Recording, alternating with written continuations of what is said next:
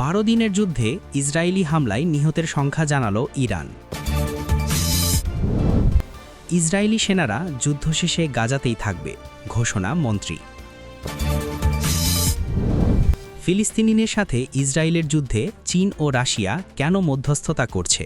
আসসালামু আলাইকুম, স্বাগতম জানাচ্ছি ওয়ার্ল্ডকাস্ট সংবাদে। আমি মোহাম্মদ রায়হান। এতক্ষণ শুনছিলেন সংবাদ শিরোনাম, এবার বিস্তারিত। আন্তর্জাতিক রাজনীতির উত্তপ্ত পরিস্থিতির দিকে তাকালে আমরা দেখতে পাই যে মধ্যপ্রাচ্যের অস্থিরতা এখন এক নতুন মোড় নিয়েছে। বিশেষ করে ইরান এবং ইসরায়েলের মধ্যে চলা সাম্প্রতিক উত্তেজনা নিয়ে বিশ্বজুড়ে নানা জল্পনা কল্পনা চলছে, এবং এরই মাঝে ইরান সরকার আনুষ্ঠানিকভাবে তাদের 12 দিনের যুদ্ধে নিহতের সংখ্যা প্রকাশ করেছে, যা আন্তর্জাতিক সংবাদ মাধ্যমগুলোর জন্য একটি বড় ব্রেকিং নিউজ হিসেবে সামনে এসেছে। গত প্রায় 2 সপ্তাহ ধরে চলা এই পাল্টাপাল্টি হামলায় উভয় পক্ষের সামরিক সক্ষমতা এবং কৌশলগত অবস্থান নিয়ে নানামুখী বিশ্লেষণ চলছে, কিন্তু সবচেয়ে গুরুত্বপূর্ণ বিষয় হল ইরান সাধারণত তাদের সামরিক ক্ষতির তথ্য গোপন রাখতেই পছন্দ করে। তাই এবার যখন তারা নিজেরাই নিহতের সংখ্যা এবং ক্ষতির বিবরণ সামনে এনেছে, তখন বিশ্লেষকরা মনে করছেন এর পেছনে নিশ্চয়ই কোনো বড় কূটনৈতিক বা রাজনৈতিক বার্তা লুকিয়ে আছে। ইরানের সরকারি সূত্র মতে এই 12 দিনের সংঘাতে ইসরায়েলি বিমান হামলা এবং ড্রোন অপারেশনের কারণে তাদের বেশ কয়েকজন সামরিক সদস্য এবং কিছু বেসামরিক নাগরিকের প্রাণহানি ঘটেছে। তবে তারা সুনির্দিষ্টভাবে যে সংখ্যাটি উল্লেখ করেছে তা আগের ধারণাগুলোর চেয়ে কিছুটা ভিন্ন, এবং এর মাধ্যমে তারা হয়তো বোঝাতে চাইছে যে ইসরায়েলের হামলার তীব্রতা যতটা দাবি করা হচ্ছে বাস্তবতা তার চেয়ে কম, অথবা তারা তাদের জনগণের মনোবল ধরে রাখার জন্য একটি নিয়ন্ত্রিত তথ্য প্রকাশ করছে। এই যুদ্ধের প্রেক্ষাপট বিচার করলে দেখা যায় সিরিয়া এবং লেবানন সীমান্তে চলা উত্তেজনার রেশ ধরেই এই সংঘাত ইরানের মূল ভূখণ্ড পর্যন্ত পৌঁছেছে, এবং ইসরায়েল দাবি করেছিল তারা ইরানের গুরুত্বপূর্ণ সামরিক স্থাপনা লক্ষ্য করে হামলা চালিয়েছে, যার জবাবে ইরানও তাদের ক্ষেপণাস্ত্র প্রতিরক্ষা ব্যবস্থা ব্যবহার করে প্রতিরোধ গড়ে তোলার চেষ্টা করেছে।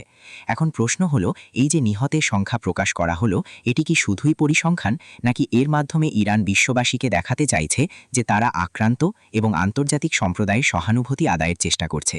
কারণ যুদ্ধের ময়দানে তথ্যের লড়াই বা ইনফরমেশন ওয়ারফেয়ার একটি বিশাল ভূমিকা পালন করে, এবং প্রতিটি দেশই চায় নিজেদের ভিকটিম হিসেবে অথবা বিজয়ী হিসেবে উপস্থাপন করতে। আপনারা যারা নিয়মিত আমাদের ভিডিও দেখেন তারা জানেন যুদ্ধের সময় সঠিক তথ্য পাওয়া কতটা কঠিন হয়ে দাঁড়ায়। তাই ইরানের এই আনুষ্ঠানিক বিবৃতিকে অনেক বিশ্লেষক সতর্কতার সাথে পর্যবেক্ষণ করছেন এবং মনে করছেন যে এটি আগামী দিনের শান্তি আলোচনা বা যুদ্ধবিরতির শর্ত নির্ধারণে প্রভাব ফেলতে পারে। আপনাদের কি মনে হয়, ইরান কি সঠিক তথ্য দিচ্ছে, নাকি এর পেছনে অন্য কোনো কৌশল আছে? কমেন্ট করে অবশ্যই জানাবেন। আর ভিডিওটি ইনফরমেটিভ মনে হলে এখনই একটা লাইক দিয়ে দিন, কারণ আপনাদের সাপোর্ট আমাদের আরও গভীর অনুসন্ধানী সংবাদ তৈরি করতে উৎসাহ দেয়। এই সংঘাতের ফলে তেলের বাজারে অস্থিরতা, আঞ্চলিক নিরাপত্তা এবং বিশ্ব অর্থনীতির ওপর যে প্রভাব পড়ছে তা নিয়েও বিস্তৃত আলোচনার অবকাশ রয়েছে। কারণ ইরান মধ্যপ্রাচ্যের অন্যতম প্রধান শক্তি, এবং তাদের যে কোনো বড় ধরনের ক্ষতি পুরো অঞ্চলের সমীকরণ বদলে দিতে পারে। 12 দিনের এই যুদ্ধের পরিসমাপ্তি বা বিরতি জোনাল পলিটিক্সে কী পরিবর্তন আনে, এবং নিহতদের পরিবারের প্রতি সমবেদনা জানানোর পাশাপাশি রাষ্ট্র হিসেবে ইরান পরবর্তী কী পদক্ষেপ নেয় সেদিকেই এখন সবার নজর থাকবে। কারণ এই সংখ্যার ওপর ভিত্তি করেই হয়তো ঠিক হবে আগামী দিনের যুদ্ধের গতিপথ বা প্রতিশোধের ধরন। এবার আসা যাক গাজা পরিস্থিতির দিকে, যেখানে যুদ্ধের ভয়াবহতা এবং অনিশ্চয়তার মধ্যেই ইসরায়েলি একজন সিনিয়র মন্ত্রী এমন এক ঘোষণা দিয়েছেন যা ফিলিস্তিনিদের ভবিষ্যৎ এবং মধ্যপ্রাচ্যের শান্তি প্রক্রিয়াকে এক বিশাল প্রশ্নবিদ্ধ পরিস্থিতির মুখে দাঁড় করিয়ে দিয়েছে এবং আন্তর্জাতিক মহলকেও নতুন করে ভাবিয়ে তুলেছে। ইসরায়েলি ওই মন্ত্রী দ্ব্যর্থহীন কণ্ঠে ঘোষণা করেছেন যে যুদ্ধ শেষ হওয়ার পরেও ইসরায়েলি সেনাবাহিনী গাজা ছেড়ে যাবে না, বরং সেখানে তাদের অবস্থান দীর্ঘমেয়াদী হবে, যা মূলত গাজার প্রশাসনিক এবং নিরাপত্তা নিয়ন্ত্রণ সম্পূর্ণভাবে ইসরায়েলের হাতে রাখার একটি স্পষ্ট ইঙ্গিত। এবং এই বক্তব্যের ফলে গাজার সাধারণ মানুষ এবং ফিলিস্তিনি কর্তৃপক্ষের মধ্যে তীব্র ক্ষোভ ও হতাশার সৃষ্টি হয়েছে। এতদিন ধরে আন্তর্জাতিক সম্প্রদায়, বিশেষ করে যুক্তরাষ্ট্র এবং ইউরোপীয় ইউনিয়ন বারবার বলে আসছিল যে যুদ্ধ পরবর্তী গাজায় ইসরায়েলের দখলদারিত্ব থাকা উচিত নয় এবং ফিলিস্তিনিদের হাতেই তাদের ভূখণ্ডের শাসনভার বুঝিয়ে দেওয়া উচিত। কিন্তু মন্ত্রীর এই বক্তব্য সেই কূটনৈতিক প্রচেষ্টাকে সরাসরি চ্যালেঞ্জ জানাচ্ছে এবং পরিষ্কার করে দিচ্ছে যে ইসরায়েলের বর্তমান সরকার গাজাকে একটি সামরিক বাফার জোন হিসেবে ব্যবহার করার পরিকল্পনা করছে। এই ঘোষণার পেছনে ইসরায়েলের যুক্তি হল তাদের দেশের নিরাপত্তা নিশ্চিত করা, কারণ তারা মনে করে গাজা থেকে সেনা প্রত্যাহার করলে হামাস বা অন্য কোনো সশস্ত্র গোষ্ঠী পুনরায় সংগঠিত হয়ে ইসরায়েলের উপর হামলা চালাতে পারে। তাই তারা সীমান্তে কঠোর নিয়ন্ত্রণ এবং গাজার অভ্যন্তরে গোয়েন্দা নজরদারি বজায় রাখার স্বার্থেই সেনা মোতায়েন রাখার সিদ্ধান্ত নিয়েছে। তবে বিশ্লেষকরা মনে করছেন এই সিদ্ধান্ত যদি বাস্তবায়িত হয় তবে এটি কার্যত গাজাকে একটি স্থায়ী সামরিক শাসিত এলাকায় পরিণত করবে, যেখানে সাধারণ নাগরিকদের চলাফেরা, অর্থনীতি এবং দৈনন্দিন জীবনযাত্রা সম্পূর্ণভাবে ইসরায়েলি বাহিনীর নিয়ন্ত্রণে থাকবে এবং এর ফলে দীর্ঘমেয়াদী শান্তি প্রতিষ্ঠার স্বপ্ন আরও দূরে সরে যাবে। এই পরিস্থিতি নিয়ে আপনাদের মতামত কি? আপনারা কি মনে করেন বিদেশি সৈন্যের উপস্থিতি শান্তি আনতে পারে, নাকি এটি সংঘাতকে আরও উস্কে দেবে? নিচে কমেন্ট সেকশনে আপনাদের সুচিন্তিত মতামত জানাতে ভুলবেন না। তাছাড়া এই ঘোষণার ফলে আরব বিশ্বের দেশগুলোর সাথে ইসরায়েলের সম্পর্ক স্বাভাবিক করার যে প্রক্রিয়া চলছিল তাও বড় ধরনের বাধার মুখে পড়তে পারে, কারণ সৌদি আরব সহ অন্যান্য মুসলিম দেশগুলো গাজায় ফিলিস্তিনিদের স্বাধীন শাসনের পক্ষে অবস্থান নিয়েছে। অন্যদিকে মানবাধিকার সংস্থাগুলো সতর্ক করে দিয়েছে যে যুদ্ধ শেষেও যদি গাজায় ইসরায়েলি সেনা অবস্থান করে তবে সেখানে মানবিক বিপর্যয় এবং মানবাধিকার লঙ্ঘনের ঘটনা বাড়তেই থাকবে, কারণ একটি জনাকীর্ণ এলাকায় সামরিক উপস্থিতি সবসময়ই সাধারণ মানুষের জন্য ভয়ের কারণ হয়ে দাঁড়ায়। এই ঘোষণার পর জাতিসংঘ এবং আন্তর্জাতিক আদালত কী প্রতিক্রিয়া দেখায় এবং ইসরায়েলের মিত্র দেশগুলো এই সিদ্ধান্তকে সমর্থন করে কিনা সেটাই এখন দেখার বিষয়।